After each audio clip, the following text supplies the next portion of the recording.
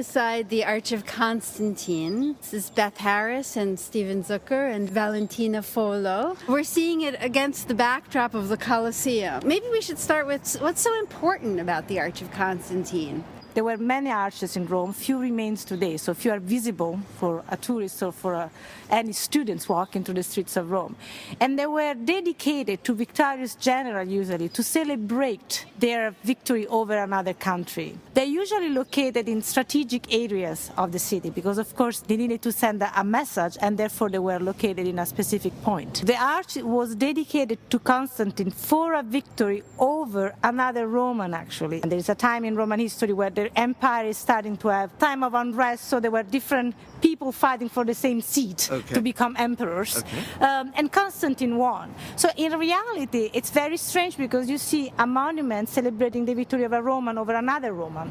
Almost a kind of civil war in a sense. It was a civil war. And actually, usually triumphal arches were always dedicated on victories over other countries to show the actual spread of Roman strength abroad. So that's interesting. So this arch really then is an expression of really a point of turmoil in Roman history. And in a sense, it's really about the unification of Rome. Yes, it's a moment when actually finally Constantine was able to take back all the power in his hands. And it's actually very interesting because it's also located along the route of the Triumphal Way. After a triumph, the most important generals would be able to parade along the streets of Rome, sporting out what they accomplished during the siege. So they were able to show the animals that they captured, prisoners, spoils, so all the objects that have been taken, works of art. So the arch functions then as a lasting reminder of that celebration and that pride. Exactly. And usually the panels, they are on the arch, depicts scenes about this triumph. So should we go take a look? Yes, we can take a look. Constantine decided to use some of the spoils, not directly from this war, but from other monuments within the city of Rome. We took pieces from pre-existing monuments to prove a point. He wanted to show that he was really a good emperor, and so he picked pieces from emperors that were considered as good emperors. Becoming emperor after a civil war was never a good thing, right? So you need to prove yourself. It was a difficult time. It was a time of unrest. We had a lot of wars, not just civil, but also with other population. He went back to what he was considered the golden age of Rome, skipping a century and going back. It might be like President Obama saying, I'm like John F. Kennedy. Exactly. It's like this, exactly the same point. And he did it not just by saying it, but visually by taking pieces from pre-existing monuments with actually the portraits of these emperors and placed it on his own arch. Of course, the portraits were recarved with the face of Constantine. So the arch is actually quite monumental in size. You can read the message going usually from the bottom to the top. And at the bottom, we have these scenes of victories, sort of angels. Those are the predecessors of the angels. So this is like a Nike. It's a Nike. Yeah. It's a victory. Okay. A symbol of victory. Yeah, exactly. So this winged female, and then there are usually prisoners, defeated enemies at the feet of these victories. So those are general enemies. Of course, they couldn't show Romans because you don't show your own people defeated in the same arch. Sure. So it's taken like the usual elements of a triumphal arch. But it's a bit more generic here. Exactly. They're kneeling down. You see entire families, the mother, the father, the child, with these very sorrow faces to show that they are being taken prisoners, because of course the end of prisoners was to become slaves for the city, so it was not a happy ending. Then we go on the second level and we start having these round circles that are actually from a previous monument by Hadrian. Hadrian was a very important emperor. He was considered a philosopher emperor. He loved a lot of Greek art. We know that he traveled in all of the provinces. So he was this sort of philosopher emperor that was for the good of the people. They originally narrated scenes of hunting and sacrifice to the gods. So they have no connection with a military victory. They have no significance in themselves, but placed within the arch, of course, that significance changed because you can see the ability of the emperor in every field. So it's the fact that the emperor is a good emperor because he's able to also be a good hunter. If you think about the front of the American Museum of Natural History in New York, where you have representations of Theodore Roosevelt represented as a hunter, as a scientist, as a philanthropist, and in a sense all of the facets of a great leader. Of a great leader. So what do we see Hadrian doing? It's the boar hunt, the bear hunt, the lion hunt. And then at the end of the hunt, there is a sacrifice, of course, to thank the gods. What it's interesting is that these round panels have been inserted in red stone. That red stone is typical at the time of Constantine, and it was a special stone called porphyry coming from Egypt, but that only emperors could use, and it's actually quite a difficult stone to carve. So the fact to embed something that was 2nd century in this sort of bed of porphyry made it different. So it gives it honor? Exactly. And it gives it importance. So it's really Constantine here who is placing Hadrian within the porphyry, paying real homage then to the earlier emperor, showing his respect, and in a sense, therefore taking some of Hadrian's grandeur for himself.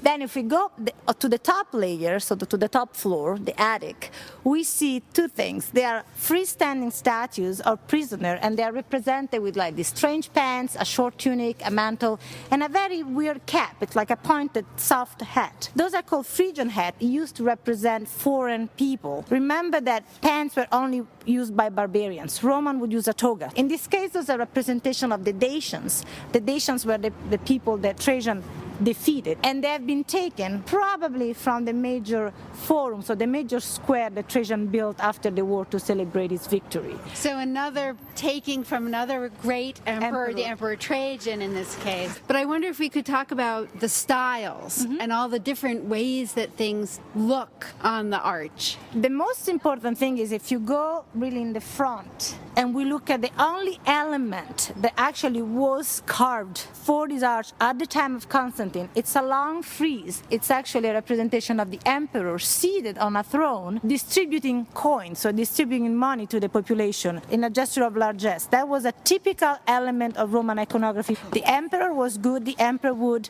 distribute to the people, was generous, he was able to redistribute the wealth of the war. And he's missing his head. Exactly, he's the one with the missing head. What is important about this panel is if you look at the people are like on a smaller scale in respect to the emperor that's actually on a higher level. The major figure are frontal, so it's the idea of something that was going to appear later in art, the fact that the most important people are looking directly at you from the monument. So that might remind us of later developments in medieval art. Exactly, that's actually the beginning of this type of style. If you look at the other panels, you see that the emperor is not looking at you, it's interacting with the other people within the panel. What they wanted to send was a message, so the emperor was the most important, and therefore he was bigger and in a prominent position. But we're seeing that kind of almost leading toward that way of communicating of medieval art where everything is very direct, most important figure, frontal, bigger, with hieratic scale, instead of something that looks very naturalistic. So we're moving away from the kind of classicism of the 1st and 2nd century. It's simply a different development. It's simply telling you something different about the society that produced art, because that's what art does.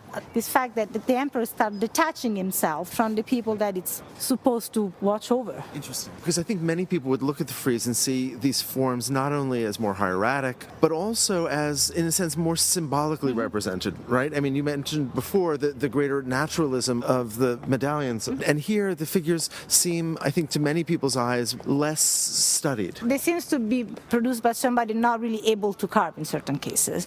The fact is that partially it is true that one reason that some of the scholars adduce to the fact that Constantine reused elements from the previous monuments is the fact that when he had to build the arch, there were not so many artists able to produce something as before. Other scholars actually say that it's a sign of the influence of what's called popular art, so the art that people, regular people, that have been using for centuries. Because if you look at monuments like funerary monuments of the middle class, even in the 1st and 2nd century, they are not so different. So the suggestion is being made by some scholars then that this more popular art is really playing directly to the middle classes and in a sense usurping their style as opposed to a much more sort of elaborate and perhaps rarefied kind of style. So really having a political purpose. So you start seeing these kind of influences from the lower classes to the upper classes. Well, you can think of much later artists like in the 19th century who are intentionally drawing on folk art or the art of untrained or less trained people than the official government trained or state trained style, right? Which can have a very different motivation and purpose. It's very hard not to see it as a decline or decadence, as you said. They stopped knowing how to make the human figure, or they just were not able to be trained, but instead maybe something that was very intentional. And of course, the ancient Romans are credited with really perfecting the arch and using it for architectural purposes. And so we can really see very clearly the keystone and the voussoir and the impost. The arch has been used in the Roman architecture as a development. And here it's just something beautiful that you can decorate. So it's like, as you were saying, a fort that's been embellished. Hasn't completely lost the function because it's still a passageway, but you don't need this type of passageway in a city. I mean, of course, here it's the turning part of this procession, this triumphal procession, so it was important. Once upon a time, even we could walk underneath there. Now they fenced it off, but in a way detaching the monument from the city. I lost completely the connection from the streets and the people. Now it's just a monument and it's not what it was before anymore. So it would have been something that would have been connected to the street and then through the street left up into the Roman Forum. So the main square of the Romans, the civic core of the city. So really a gateway, a critical turning point, as you said. Yes.